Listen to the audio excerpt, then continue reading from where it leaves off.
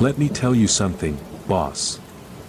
If you think looking at a dead face through a modern plastic lens is unsettling, you wouldn't have lasted 5 minutes in the East Boston Municipal Morgue back in the winter of 1971. The city didn't care about preserving the dignity of the unclaimed.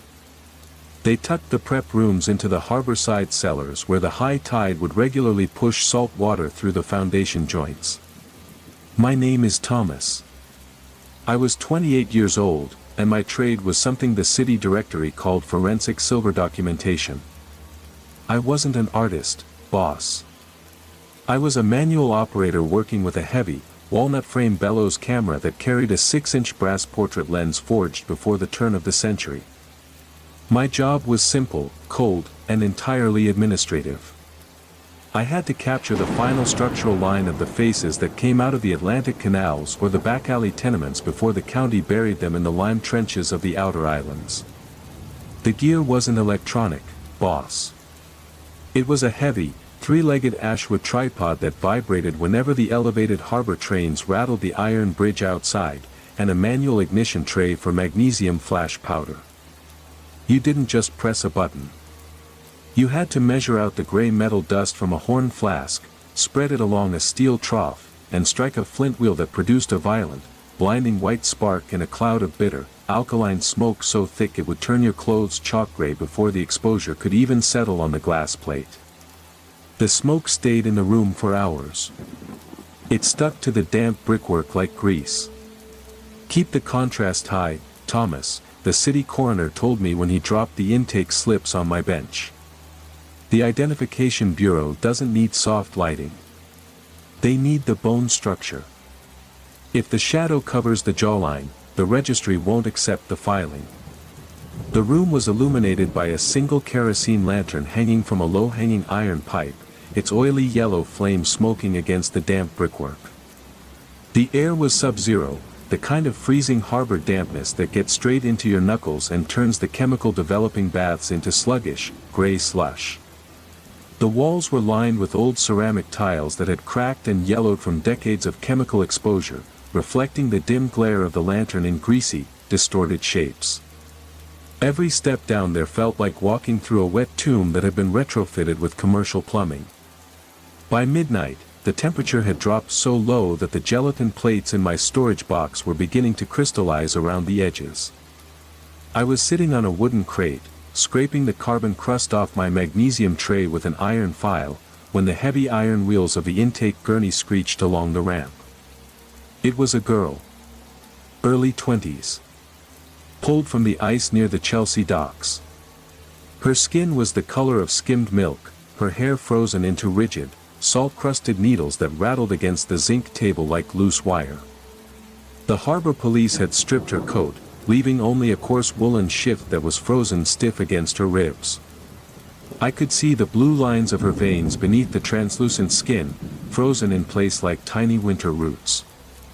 I set the file down on the bench. My hands were numbing as I adjusted the lantern to throw its weak light across the zinc surface. This was the raw meat of the city ledger, the kind of forgotten history that only existed as long as the silver salts held their shape on my plates. I hauled the heavy walnut camera into position. The wood groaned as I extended the leather bellows to their full capacity, framing the cold profile against the dark masonry of the cellar. The ice on her eyelids wasn't melting, boss. The ambient cold of the cellar was too dense for that.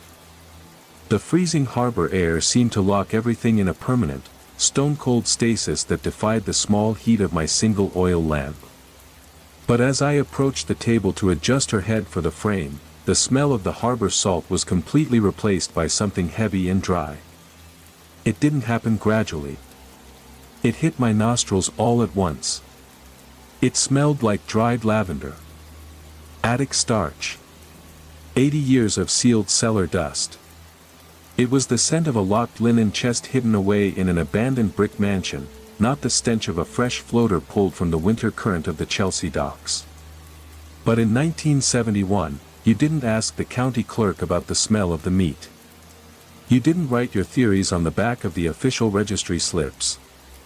You just aligned the lens.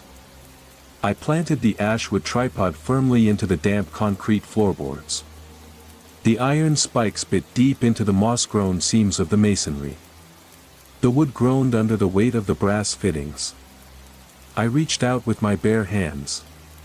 My fingers were cold and clumsy as I took the girl's jaw between my thumb and forefinger to turn her face toward the light. Her skin should have been rigid with rigor, boss. Frozen stiff from 4 hours in the salt ice. The muscles should have been locked hard like iron plating. But the moment my skin touched her cheek, the flesh gave way with a soft, oily elasticity that felt like fresh bread dough. The tissue compressed under my thumb, leaving a deep, pale indentation that didn't snap back into place. I pulled my hand back. My palm was tingling with a dry, static heat that tasted like raw copper on the back of my teeth. The sensation ran straight up the bone of my forearm like a low-voltage wire short-circuiting in the dark. I stood there for a second, rubbing my fingers against my wool trousers to clear the numbness, watching the dead girl's face under the flickering orange flame of the lantern. The indentation I had left in her cheek was slowly filling itself back out from the inside. It was like something beneath the skin was calmly smoothing the surface back down. I ignored the twitch in my forearm. I stepped behind the camera. I pulled the heavy black velvet shroud over my head to look through the ground glass focusing screen at the back of the walnut frame. As you know, boss, those old view cameras don't show you the world the way your eyes see it. The brass optics invert everything. The image on the glass screen is perfectly upside down and reversed from left to right. It turns the room into a strange, geometric mirror where up is down and the shadows crawl backward. The perspective shifts completely. Through the glass, the girl's face was suspended in the center of the dark frame. Her frozen lips were a pale, bruised purple against the white zinc table. The yellow lantern light looked like a dying star hanging at the bottom of a black pit. But as I turned the brass knurled wheel to bring the grain of her skin into focus, the reflection didn't stay still.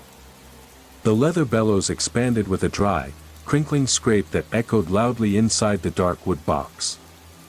The purple line of her mouth, which I had just seen outside the shroud as a tight, straight gash of death, began to alter its geometry on the ground glass. Slowly, mechanically, the blue flesh began to pull apart. The corners of her mouth pulled backward and upward toward the frozen ears. It widened into a broad, aggressive smile that bared her teeth in a silent, reversed grin that filled the center of the lens. The movement on the glass was fluid and deliberate, completely separate from the cold reality of the room outside the cloth. The glass screen seemed to hold a different depth entirely, drawing the carbolic air of the darkroom straight through the lens tube. I held my breath under the heavy velvet shroud. My eyes were wide as I watched the grin split her skin further, revealing the white gleam of her teeth against the dark, inverted shadows of the cellar wall. The darkness inside the bellows felt like it was expanding, pushing against my face with the immense physical weight of an underground tomb. Outside the camera, the room remained dead and freezing. The corpse on the zinc table was motionless. Inside the inverted frame, the smile grew. It held its position on the glass, waiting for the flash. I pulled my head out from under the velvet shroud so fast the ashwood tripod rattled against the zinc table. The cold air of the cellar hit my face like a wet towel. It cleared the smell of the dry lavender and the kerosene smoke from my lungs all at once. I stood there breathing hard, my knuckles white as I gripped the dark walnut frame of the camera box. I looked straight at the girl lying on the zinc sheet under the yellow lantern light. Her face was perfectly still, boss. Her mouth was just as it had been when the harbor police brought her in. It was a tight, frozen line of blue flesh. The lips were cracked by the salt frost. They showed absolutely no sign of muscular movement, post-mortem contraction, or cellular life. The skin was dead, inert, and heavy with the absolute stasis of the winter river. The lantern flame flickered against her forehead, casting a normal, motionless shadow across the metal rim of the gurney. "It's the distortion in the old glass," I muttered to myself. My fingers were shaking as I checked the brass mounting ring of the portrait lens. The balsam cement between the optical elements is separating from the harbor damp. It's creating a double refraction. I wiped the cold sweat from my forehead with the sleeve of my wool coat. The explanation sounded thin, boss. It sounded like the kind of lie a man tells himself when the dark starts to press too hard against his ears. I forced my hands to stay steady. I reached into the storage crate and pulled out a fresh, unexposed 8x10 glass plate. The glass was freezing to the touch, the edges sharp enough to slice through a leather glove. I slid the plate holder into the back of the camera frame with a loud, wooden click that echoed sharply off the damp brickwork of the cellar walls. I had to be sure. I had to check the alignment one more time before I struck the flint wheel. I forced myself back under the black cloth shroud. The darkness inside the velvet was hot and thick, filled with the smell of my own panicked breath. The gray fog of my respiration settled on the glass screen. I wiped it clear with a scrap of flannel. I looked through the screen again. The grin was still there, boss. But it hadn't just stayed where I left it. It had grown wider while I was looking away. The lips in the inverted reflection had pulled back so far they were splitting at the corners. They showed the dark, bloodless marrow beneath the frost, though no liquid ran down the skin of her chin. The teeth were exposed completely now, gleaming like polished ivory at the bottom of the inverted frame. And it wasn't just the mouth anymore, boss. The eyes, which were closed tight and frozen shut outside the camera, were wide open on the focusing screen. The eyelids had rolled back into the sockets.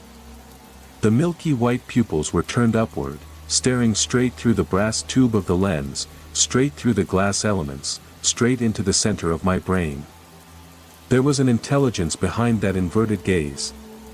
It wasn't the look of a person waking up, boss, it was the look of an operator using a machine.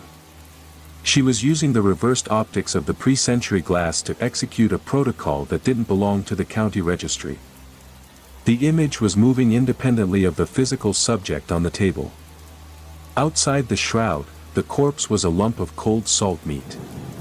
Inside the frame, she was waiting. The silence in the prep room turned heavy, dropping down like a lead counterweight. The low-frequency lap of the harbor tide outside the coal chutes died down until I couldn't hear the water anymore. The only sound left was the internal friction of the camera's leather bellows.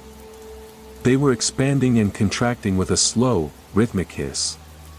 It sounded like the air was being drawn into a pair of dry, leather lungs inside the wood box.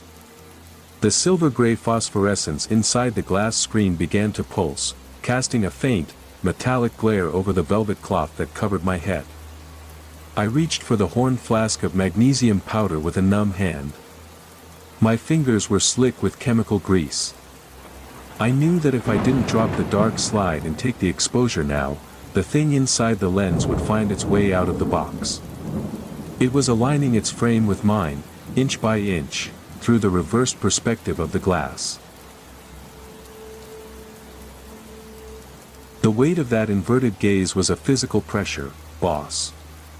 It felt like a lead weight pressing down on the back of my neck, trying to force my eyes down into the silver emulsion of the plate. I knew that if I didn't drop the dark slide and take the exposure now, the distortion in the glass would work its way out of the camera box and into the room itself.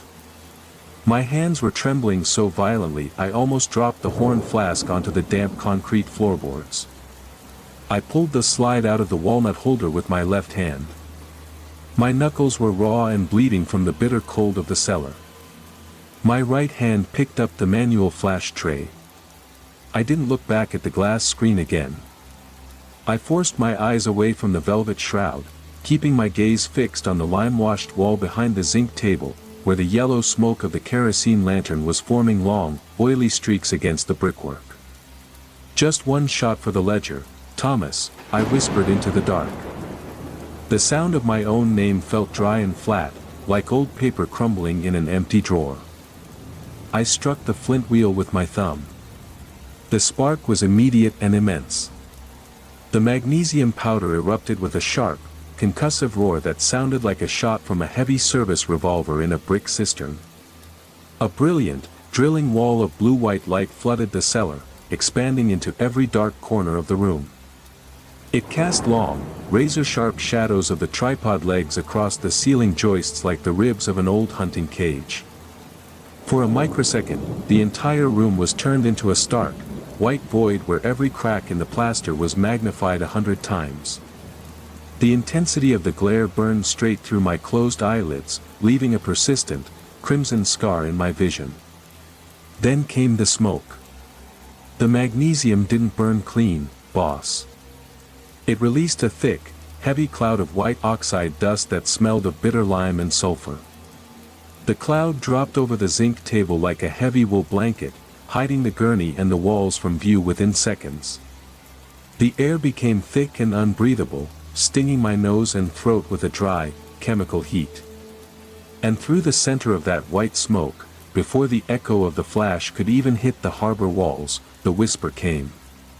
It didn't come from the room's corners, boss. It didn't use the air from the ventilation pipes or the draft from the coal chutes. It was a sharp, high-frequency hiss that erupted from the very center of the white dust cloud, right where the zinc table stood. It was a dry, whistling rasp that shaped my name with the precise, mechanical articulation of an iron telegraph key. Thomas. The sound didn't stop at my ears, boss.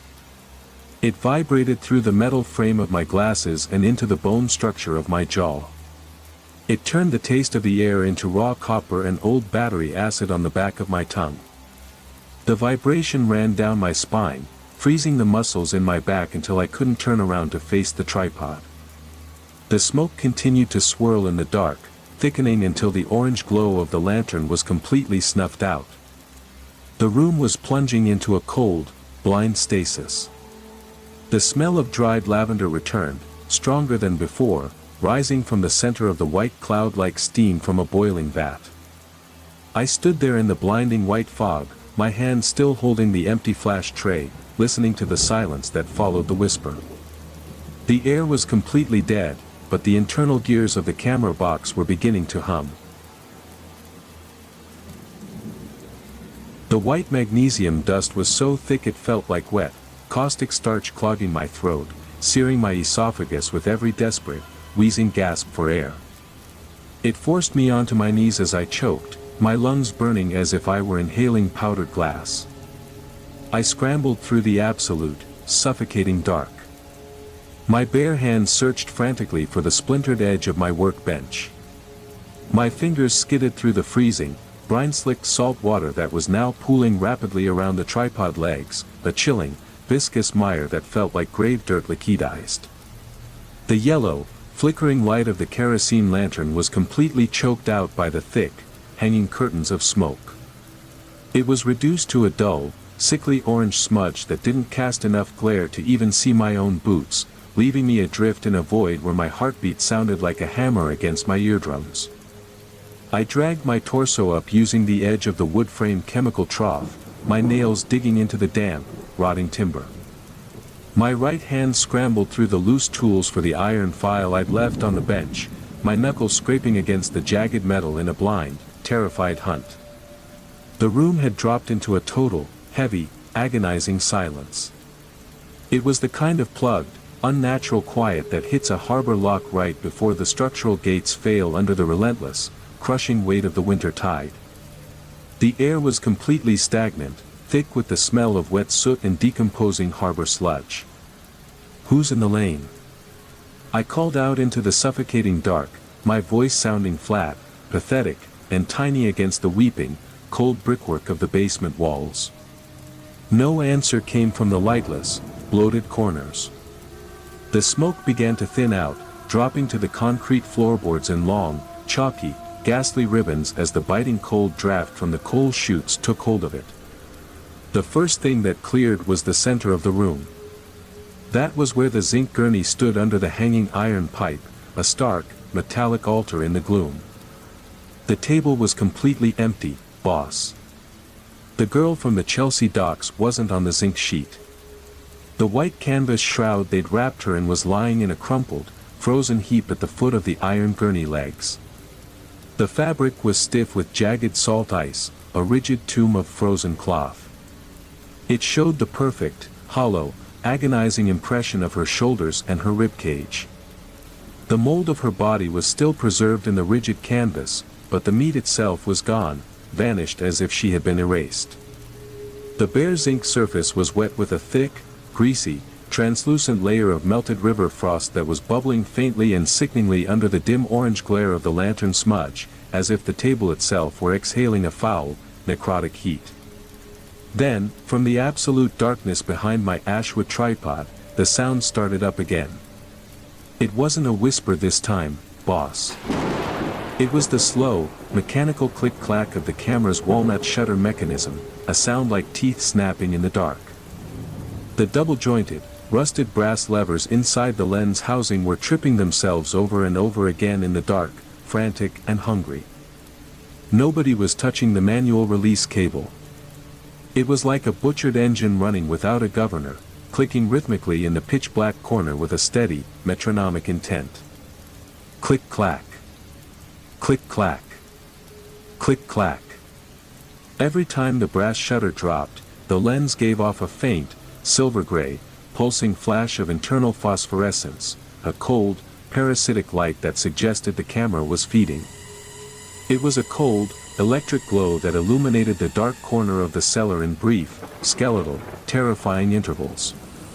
The light lasted for only a fraction of a second each time, but it was enough to reveal a silhouette standing right behind the ashwood tripod legs. The shadow was impossibly tall and gaunt, its limbs elongated and twitching with a frantic, insectal energy. It was standing perfectly still in the white dust ribbons, its head tilted downward toward the glass focusing screen as if admiring its own handiwork. The camera was taking pictures of something that wasn't there, boss, or perhaps it was documenting the room's inevitable decay, mapping out the precise coordinates of the dark cellars before the morning shift could arrive to find the carnage. I could hear the dry, agonizing crinkle of the leather bellows expanding and contracting with each click, drawing the remaining magnesium smoke deeper into the walnut box, as if the camera were inhaling the very essence of the cellar and the girl who had been erased from the table, ensuring her lingering, tortured imprint remained trapped in the silver plates of the abyss. The shadow behind the ashwood tripod wasn't a loose reflection from the harbor lights, boss. It was a solid, three-dimensional weight that altered the draft in the center of the room. I stood rooted to the concrete. My right hand was holding the iron file so hard the metal bit through the skin of my fingers, the blood freezing instantly into a black, sticky crust under my nails, while the bone underneath groaned with a sickening, microfracturing strain that sent jagged needles of agony straight up my forearm, splitting the flesh apart at the seams. My breath formed a slow, gray cloud that didn't leave my teeth before it froze into soot. The mechanical click-clack of the shutter had stopped, but the brass lens ring was still humming with that high-frequency vibration that made my jaw click, threatening to shatter my molars against one another and vibrate the very roots of my teeth loose from the bleeding, lacerated gums until the bone itself splintered. I didn't turn around. In 1971, the old man who worked the river detail always told you the same rule. If the meat leaves the zinc before the burial slip is stamped, you don't look it in the eye until you've grounded the frame.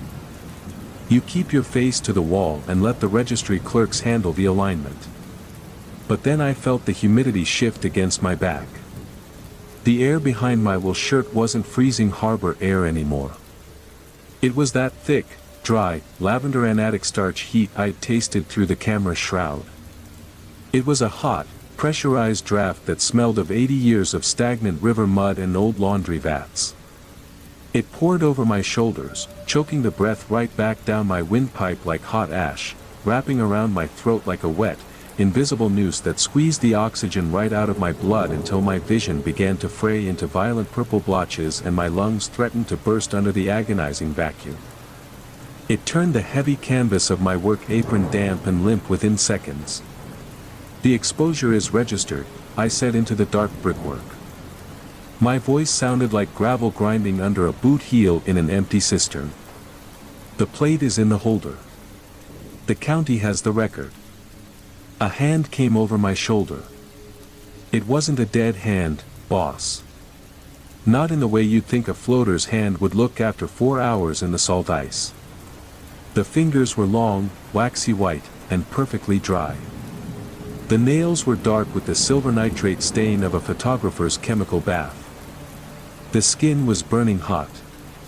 It ran a high, unnatural fever that radiated straight through the wool of my jacket and into my spine, scorching my nerves until my muscles began to tear themselves apart in silent, violent spasms, melting the fat beneath my skin into a sickening, boiling liquid that seemed to hiss and bubble against the cold fabric in a brutal, blistering fusion. The fingers didn't claw at my throat. They reached past my ear. Their long, waxy tips wrapped around the brass knurled focus wheel of the walnut camera box. Slowly. Deliberately. The hand began turning the mechanism inch by inch to reset the alignment for a rear exposure. The leather bellows expanded with a wet, suctioning sound, a horrific, gasping rasp like a dying lung filling with fluid, bubbling with the frantic death rattle of a drowning beast, that drew the remaining magnesium smoke straight into the dark interior of the lens, swallowing the light with a predatory, starving hunger that seemed to rip the very sanity from the air. The camera box was tilting on the tripod head, pivoting backward toward the spot where I stood. The silver-gray phosphorescence inside the lens grew brighter with every turn of the wheel. It cast an inverted shadow of the camera frame onto the lime-washed wall in front of me. The silhouette looked like a giant black spider crawling up toward the ceiling pipes. The feverish heat from her fingers was traveling through the brass hardware of the camera, turning the wood frame warm to the touch. I could feel the alignment locking into place behind my skull, the lens barrel focusing directly on the nape of my neck, drilling into my marrow with a nauseating, suffocating pressure that screamed I was already dead, crushing my vertebrae in a vice-like grip that promised total, agonizing obliteration, locking my consciousness into a claustrophobic trap of absolute, unholy terror as the metal mechanism ground directly against the base of my brain. The movement of that waxy, burning hand wasn't a random muscle contraction or a post-mortem twitch, boss. It was a precise, professional adjustment of the optical path that indicated a complete, mechanical understanding of the silver plate ledger system. I stood completely frozen against the edge of the wood-framed chemical trough. The skin of my back was burning where her torso made direct contact with the heavy wool of my work jacket, blistering the flesh beneath into a raw, weeping welt. She was leaning over me now. Her frame was impossibly close. Her long, salt-crusted hair rattled against my collar like dry reeds shaking in a frozen winter canal, scraping like rusty wires against my skin. The scent of dried lavender and old attic starch became so thick it coated the back of my throat like a layer of dry flour, making it impossible to swallow the bitter taste of the magnesium residue, threatening to completely suffocate my lungs under an intolerable, powdery weight. Through the front glass of the fractured portrait lens, the silver-gray phosphorescence began to pulse in a rhythmic, heavy cadence. It didn't look like standard illumination, boss. It was a drilling, cold glare that focused the remaining ribbons of white oxide smoke into a single, vibrating needle of light. That needle pointed straight through the room, aiming at the locked keyhole of the heavy oak record cabinet. "We need a second layer, Thomas," the multi-layered voice hissed right into the skin of my ear. The sound was incredibly dry. It sounded like old parchment sheets turning in a long-forgotten, unventilated library bunker, vibrating through my temporal bone until my skull throbbed with an agonizing, splitting ache. Asterisk, the first plate only took the shell. The Identification Bureau cannot process an empty house. The registry needs the marrow to balance the book for the night. Hold the wood frame still. Asterisk. I didn't try to break her grip on the walnut camera box, boss. My arms felt heavy, like lead pipes that had been poured full of cold harbor water. I knew the rules of the silver emulsion. If I moved the Ashwood tripod even a fraction of an inch while the shutter was in stasis, the double exposure would split the room down the middle. It would lock my own physical reflection into the silver salts along with hers, weaving our coordinates into a single, permanent negative, crushing my soul into an eternal, suffocating vice. I forced my left hand down into the open supply drawer beneath the chemical trough. My fingers scrambled blindly through the loose boxes of materials. They passed over the soft portrait glass and the fast exposure commercial plates. Finally, my knuckles hit the heavy, cold surface of an unexposed 8x10 iron plate. These were the industrial plates we used for the high-contrast skeletal work, coated in a thick, experimental layer of iodized silver that required a massive chemical charge to clear. I didn't bother using the manual slide holder, boss. There wasn't time to grease the guides. I hauled the heavy iron plate out of the drawer and shoved it straight into the back slot of the walnut frame with my raw, bleeding fingers. I ignored the sharp, unround glass edges of the backing that tore through the meat of my palm, slicing down to the white tendons in a grotesque, mangled mess. The impact of the iron plate hitting the alignment seat broke the camera's stasis. The brass portrait lens ring gave a loud, structural snap as the old balsam cement separated completely under the thermal shock of her touch. A massive, blinding arc of blue static electricity erupted from the keyhole of the shutter box. The current didn't dissipate into the tripod legs. It hit my forearms like a direct blow from an iron sledgehammer, locking my elbows into rigid, unyielding knots and turning the skin of my wrists a pale, marble gray, charring the tissue with a sickening, sizzling sound that made my nerves scream in unadulterated torment. The taste of raw battery acid on my tongue turned so thick I couldn't draw a breath, choking on my own swelling, blackened airway. But the manual leverage held, boss. The iron plate remained seated in the dark groove of the frame. The double exposure caught the silver salts on the metal sheet instead of the air in the room. Through the black velvet shroud, I could hear the emulsion sizzling faintly as it absorbed the immense electrical charge radiating from her waxy fingers. The camera box groaned under the pressure, the walnut corners splitting open to let out thin, wisping lines of blackwood smoke that smelled of burning pitch, while a horrific, crushing force seemed to compress the very air around us into a tight, inescapable coffin. The flash from that iron plate didn't clear the magnesium smoke, boss. It turned the gray oxide dust into a solid, waxy crust that instantly sealed the keyhole and seams of the heavy oak record cabinet. The single yellow flame of the kerosene lantern gave a loud, wet pop and went out completely. The destruction of the light left the harbor cellar in an absolute, heavy darkness that felt like 3 feet of wet river silt pressing down on my face, clogging my nostrils and threatening to smother me right where I stood, burying me alive in a featureless black void. The atmosphere was thick, dead, and entirely unyielding. I let go of the walnut camera box. My hands were raw, numb, and bloodless where the blue static current had burned through the skin of my palms, leaving the shredded flesh smoking faintly and blackened to the bone, pulsing with a deep, sickening throb. I scrambled blindly toward the darkroom door at the far end of the prep room. My heavy work boots skidded through the cold salt water that was now pooling deeply across the concrete floorboards. My bad knee popped with a dry, scraping friction that sounded exactly like the wood joints of the tripod fracturing under a heavy load, sending an excruciating, blinding white spike of agony through my hip that nearly made me vomit and threatened to collapse my frame entirely. I threw the entire weight of my torso against the heavy cedar door of the darkroom. I shoved myself into the narrow space and slammed the iron bolt down into its rusted guide slot. The darkroom was tiny, 6 by 6, smelling heavily of concentrated acetic acid, hypofixer, and the sweet, rotten tang of wet gelatin plates. It was the only space in the entire municipal bunker that was built to be completely light-tight. The walls were lined with double layers of heavy tar paper and lead shielding to keep the high harbor street lamps from fogging the sensitive emulsions. Under the dim, crimson glow of the chemical safe light, the narrow room looked like a red tomb, bathed in a sickening, bloody wash that seemed to tighten around my neck like a physical hand, a choking, narrow throat of brick and lead. The 3 porcelain developing trays on the long workbench glowed like pools of fresh, stagnant blood. Thump. The first impact hit the exterior cedar door before I could even draw a clean breath into my burning, restricted lungs. It wasn't a standard hand knocking, boss.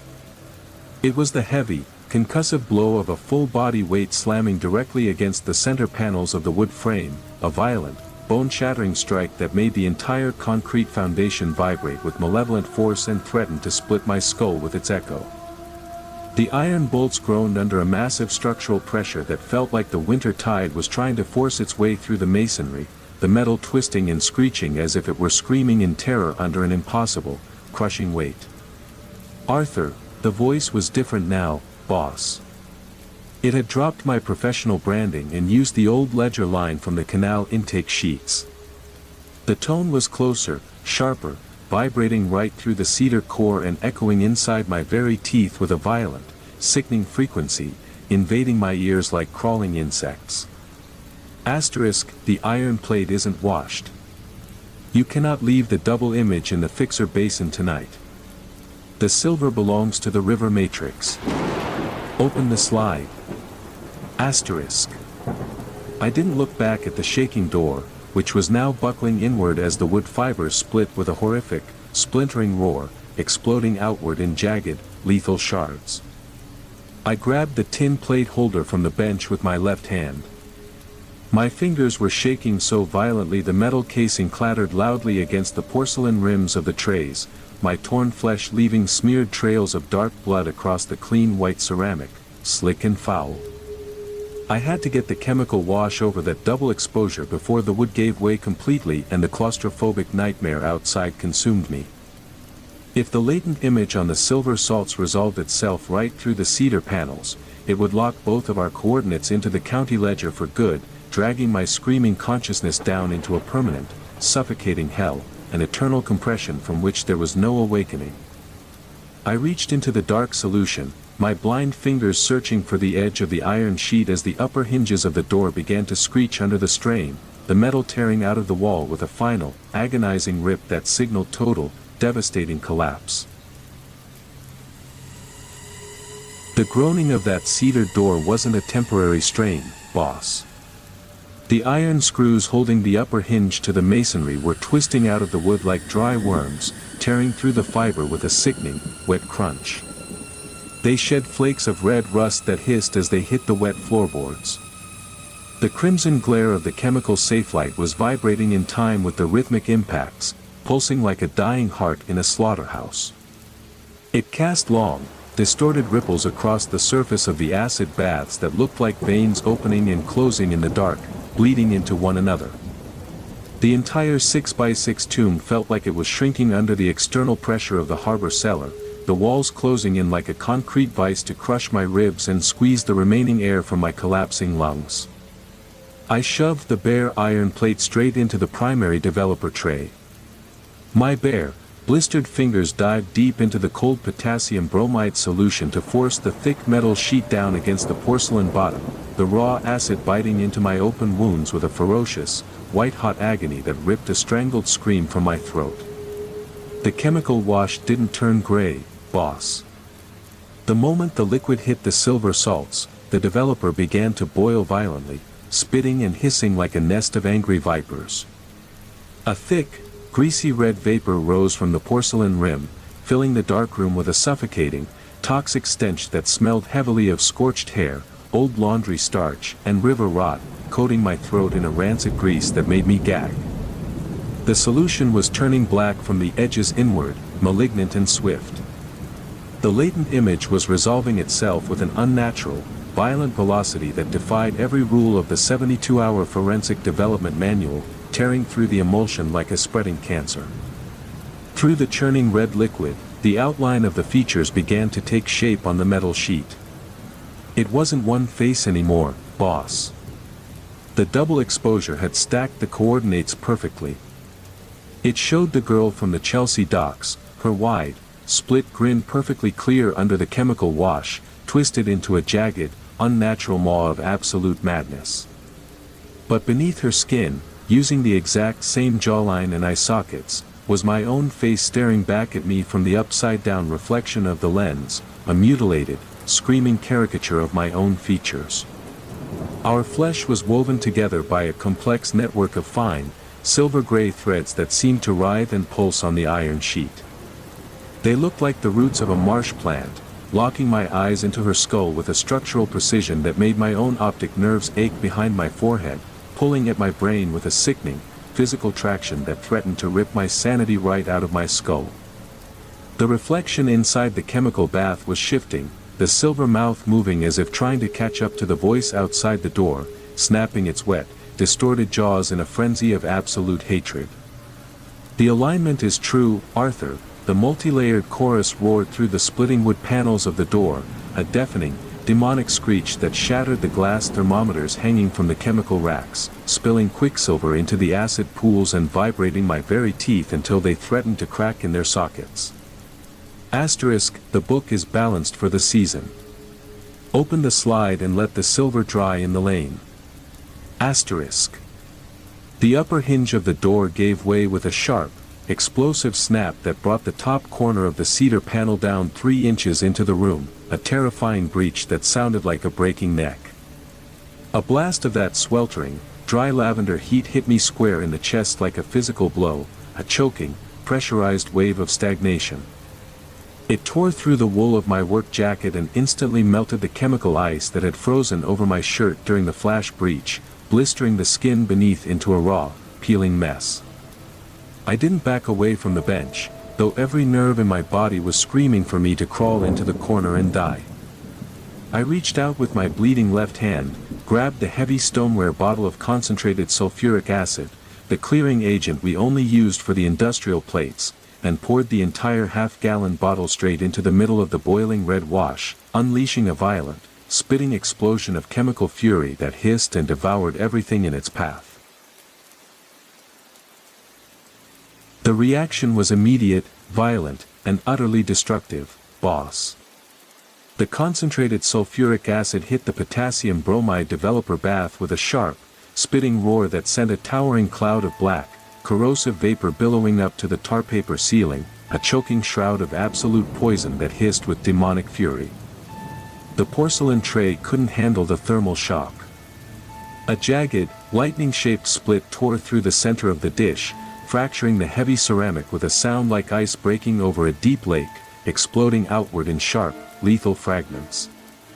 The boiling red solution poured out across the wooden workbench in a smoking, sizzling wave that ate straight through the old measurement marks etched into the cedar boards, dissolving the wood with a sickening, bubbling crunch that sounded like teeth grinding in the dark. The silver emulsion on the iron plate didn't just fade under the acid wash. It burned. The waxy white skin of the double image began to peel away from the metal backing in long, black strips that curled up like scorched leather under the corrosive current, bubbling and writhing like a living thing caught in an incinerator. The inverted grin of the Chelsea girl dissolved into a featureless gray sludge, bubbling away into the corners of the split tray in a grotesque, melting soup of black rot. The silver-gray threads connecting her jaw to my reflection snapped one by one with a succession of tiny, sharp pops that sounded like steel needles breaking under a heavy press in a closed box, tearing and ripping straight through my mind with a blinding, agonizing physical traction. The physical backlash hit me square in the chest, a brutal, bone-shattering shockwave. A wave of dry, kinetic heat shot out of the fracturing tray, knocking me clean off my boots and throwing my back against the lead-shielded wall of the darkroom with an impact that threatened to shatter my spine into fragments. My vision went completely white for 3 full seconds, a blinding canvas of sheer, unadulterated torment. The taste of raw battery acid and copper on my tongue turned so thick I couldn't draw a breath to scream, my throat closing up, swelling and blistering against the bitter sulfur smoke as the toxic air threatened to dissolve the very lining of my lungs. My right arm was completely dead from the shoulder down, hanging like a loose piece of hemp rope, the nerves completely fried and liquefied by the sheer force of the energy blast. The skin of my forearm had turned a pale, ash gray where the static current had grounded through the muscles, leaving a pattern like frost on a window pane. The flesh cracked open to reveal the blackened, charred muscle tissue beneath that hissed in the wet cold. But outside the darkroom door, the thumping stopped instantly. The sudden silence was absolute, boss.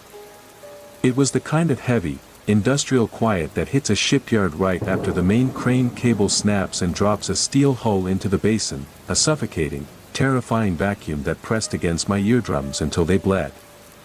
The air pressure in the room equalized with a dull, sickening pop that felt like a needle driving through my skull.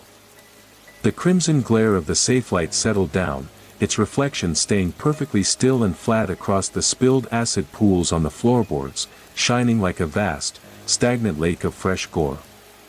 The cedar door remained hanging by its single lower hinge, crooked and scorched, the wood fibers frayed and shattered into jagged teeth, but the immense, predatory weight behind the wood had completely vanished back into the cellar, leaving only the sickening stench of charred flesh behind. I lay there in the darkroom slush for 10 minutes, my chest heaving in violent, ragged spasms as I forced the bitter, carbolic air back into my lungs, coughing up dark, chemical bile onto the wet concrete.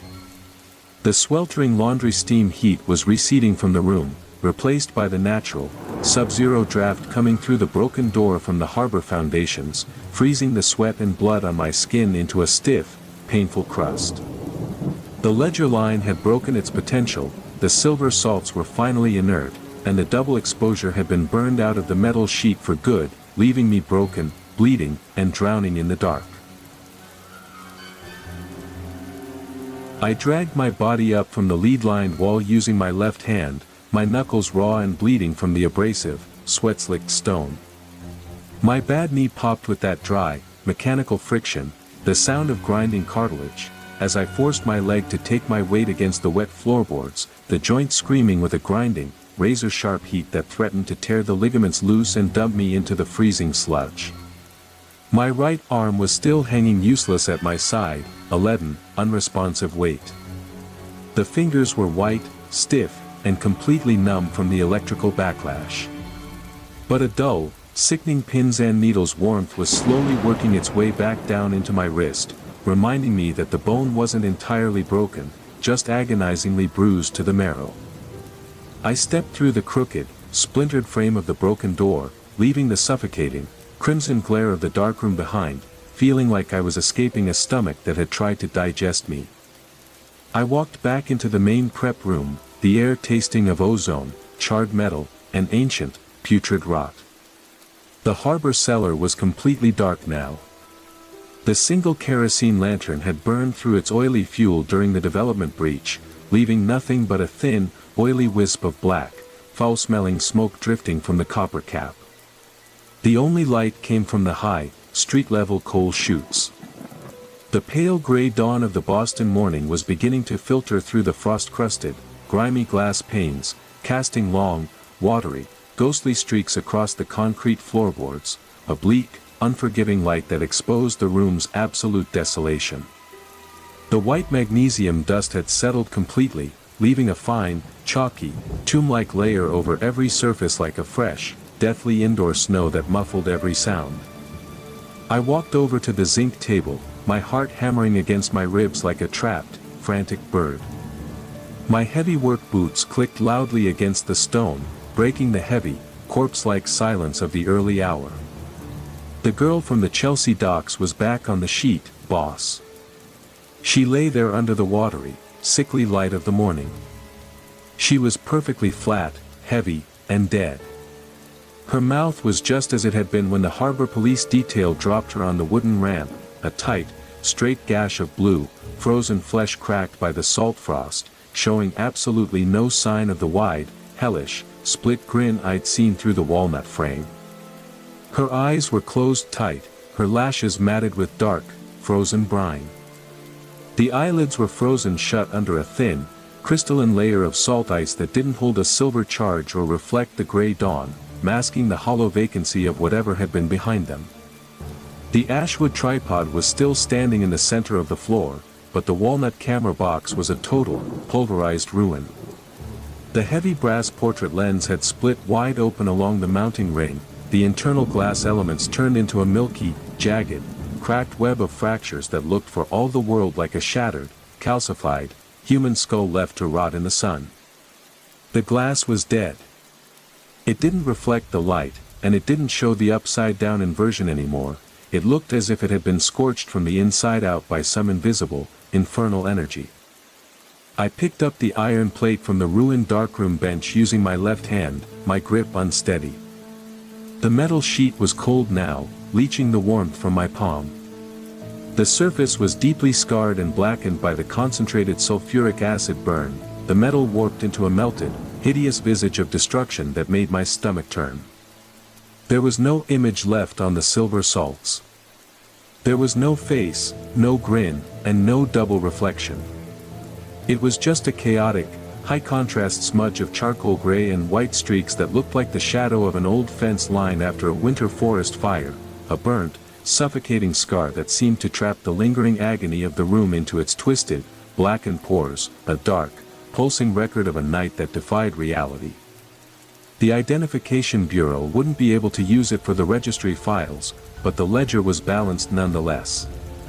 The county would have to bury her under an open index number, and that was close enough for the winter payroll, even if the memory of that shutter clicking in the dark would haunt every waking moment until the day I finally joined them in the lime trenches, forever bound to the cold, silver secrets of the tide.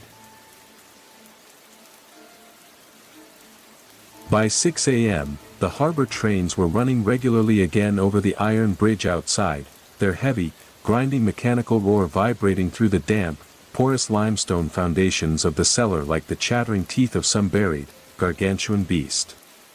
The vibration shook the remaining flakes of caustic mortar powder from the damp, weeping brick corners, raining white, bone-like dust onto the floor. The day shift supervisor came down the concrete ramp at 10 minutes past the hour. His heavy leather boots clopped loudly and rhythmically against the stone, a sound of mundane authority, as he carried a fresh canister of kerosene and the morning registry logs tucked under his arm. He stopped dead at the foot of the ramp, his eyes narrowing as he scanned the ruin of my workstation. He looked at the broken, splintered cedar door of the darkroom, the shattered, razor-edged fragments of the portrait lens, and the soot-blackened, acid-scorched benches that looked as if they'd been branded by hellfire. "What the hell happened down here, Thomas?" he asked, his voice flat, weary, and draped in the suffocating indifference of bureaucracy in the gray, pitiless morning light. "Did the magnesium flask backfire on you again?" The pressure line surged when the harbor tide hit the old conduit, I told him, my words tasting of ash and cold copper. My voice felt gravelly, dry, and brittle as I packed my iron files into my leather tool bag with my left hand, my movements stiff and guarded. The old brass lens couldn't take the thermal shift from the frost. The glass element split apart with a screaming sound before I could drop the second slide into the seat. He walked over to the zinc table, the floorboards groaning under his weight. He checked the tin toe tag on the girl from the Chelsea docks, his movements devoid of any humanity. He scribbled a quick, jagged line in his ledger with a heavy black fountain pen, the nib scratching like a fingernail on skin.